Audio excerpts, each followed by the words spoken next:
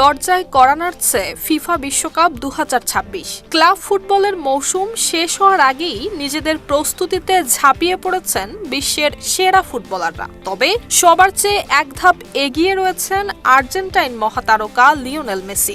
বিশ্বকাপের মঞ্চে শেষবারের মতো জ্বলে উঠতে এখন থেকেই বাড়তি অনুশীলনে ঘাম ঝরাচ্ছেন তিনি।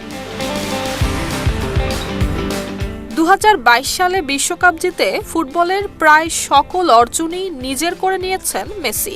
8 বারের ব্যালন ডি'অর জয়ী এই তারকার আর কিছু পাওয়ার বাকি নেই বললেই চলে। তবুও বিশ্বকাপকে একটুও হালকাভাবে নিচ্ছেন না মেসি, বরং নিজেকে শতভাগ ফিট রাখতে ক্লাব অনুশীলনের পাশাপাশি কাজ করছেন আলাদা ফিটনেস পরিকল্পনায়।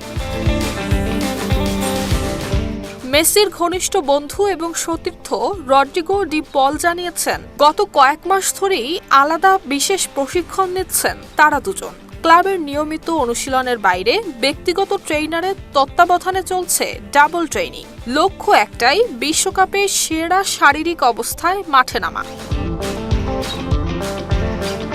চলতি মৌসুমেও দুর্দান্ত ছন্দে রয়েছেন মেসি। ইন্টার মায়ামির হয়ে এরই মধ্যেই করেছেন 12 গোল এবং 4 অ্যাসিস্ট।